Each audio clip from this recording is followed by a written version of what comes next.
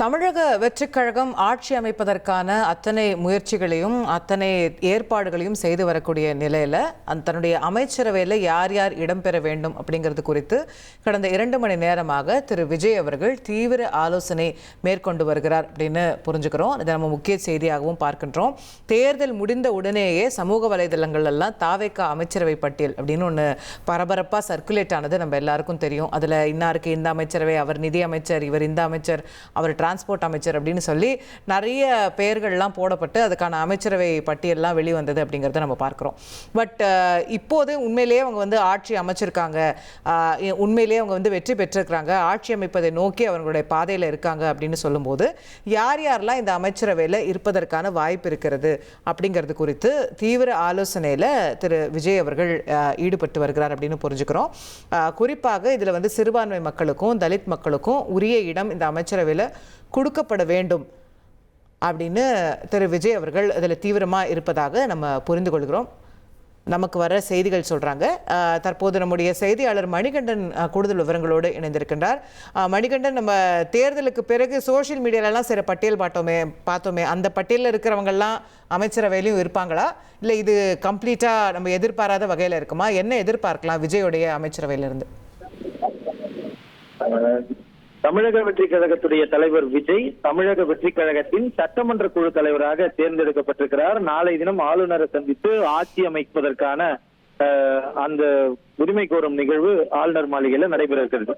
இப்படி இருக்க அடுத்த கட்டமாக பதவி ஏற்புக்கான அனைத்து ஏற்பாடுகளையும் மும்முரமாக ஈடுபட்டு வருகிறது தமிழக வெற்றி கழகம். அமைச்சரவை பட்டியல் இறுதி செய்யும் பொருட்டு தமிழக வெற்றி கழக தலைவர் விஜயுடைய அலுவலகம் அமைந்திருக்கக்கூடிய இந்த நீலாங்கரையில கிட்டத்தட்ட முக்கிய மாநில நிர்வாகிகள் அடங்கிய குழு 2 மணி நேரமாக ஆலோசனை செய்து வருகிறது. ஒருபுறம் பொதுச் செயலாளர் அலுவலகத்துல வெற்றி பெற்ற வேட்பாளர்களை சந்தித்து வாழ்த்து பெற்று வருகின்றனர். மற்றொரு புறம் இங்க பட்டினப்பாக்கத்துல இருக்கக்கூடிய அலுவலகத்துல இந்த சந்திப்பு ஆலோசனை நடைபெற்று வருகிறது. கிட்டத்தட்ட 2 மணி நேரமாக நடைபெற்று வருகிறது. இந்த சந்திப்புல கட்சியுடைய தேர்தல் மேலாண்மை பொதுச் செயலாளர் ராது அர்ஜுன், முக்கிய நிர்வாக குழு தலைமை ஒருங்கிணைப்பாளர் செங்கோட்டையன் மற்றும் வியூக வகுப்பாளர் ஜான் ஆரோக்கியசாமி, நிர்மல்குமார் உள்ளிட்ட பலரும் கலந்து கொண்டிருக்கின்றனர். இதுல அமைச்சரவை பட்டியலை இறுதி செய்வதுதான் முதல் ஆலோசனையாக இருக்கிறது. அதற்குதான் முக்கியத்துவம் அளிக்கப்பட்டு வருகிறது.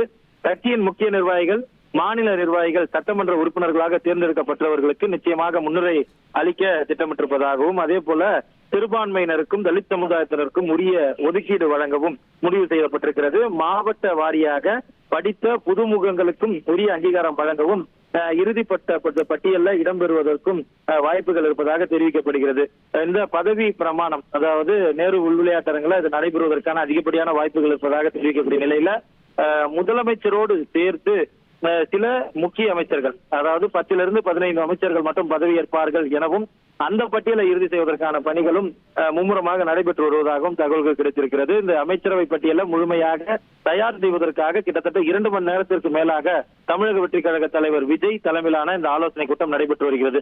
அது மட்டுமல்லாமல் தனிப்பெரும்பான்மையை நிரூபிக்க 2 வார காலம் அவகாசம் கேட்டிருக்கக்கூடிய நிலையில அந்த தனிப்பெரும்பான்மை எட்ட கட்சிகளுடன் ஆதரவு பேச்சுவார்த்தை எந்த நிலையில இருக்கிறது என்ற அது குறித்த ஆலோசனையும் கட்சியின் முக்கிய நிர்வாகிகளுடன் மேற்கொண்டு வருகிறார் தமிழக வெற்றி கழக தலைவர் விஜய். மணிகண்டன், இப்போ ஏற்கனவே விஜய் அவர்கள் ஆட்சியில் பங்கு, அதிகாரத்தில் பங்கு அப்படிங்கிறதெல்லாம் தன்னுடைய பிரச்சாரங்களில் அறிவித்திருந்தார் அப்படின்றது நமக்கு தெரியும். இப்போ பிற கட்சிகளோட ஆதரவோடு தான் அவங்க ஆட்சி அமைக்கக்கூடிய நிலை இருக்கும்போது இந்த அமைச்சரவையில் ஒருவேளை நமக்கு ஆதரவு அளிக்கக்கூடிய கட்சிகளையும் அக்காமடேட் பண்ணணும், அவங்களுக்கு சில அமைச்சர்கள் கொடுக்க வேண்டியிருக்கோன்னு அதுக்கான பிளான்ஸும் இருக்கா அவங்களுக்கு? அது குறித்த ஆலோசனைகளும் நடந்துட்டு இருக்கா?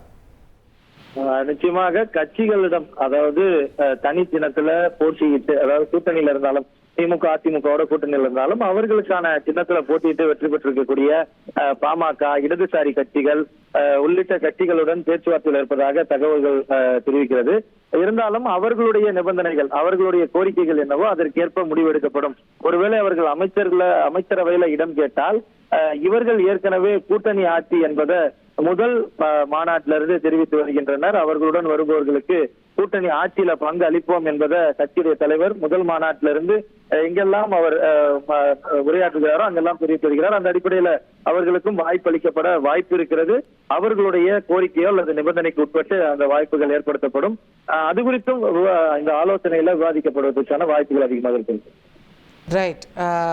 தாவேகாவினுடைய அமைச்சரவையில் அவங்க ஏற்படுத்த போகிற இந்த ஆட்சியில் யார் யார் அமைச்சர்களாக இருப்பார்கள், யார் யாருக்கு என்னென்ன இலாக்காக்கள் ஒதுக்கீடு செய்யப்படும் அப்படிங்கிறது பற்றியான தீவிர ஆலோசனை நடைபெற்று வருவதை நாம் அறிகின்றோம்.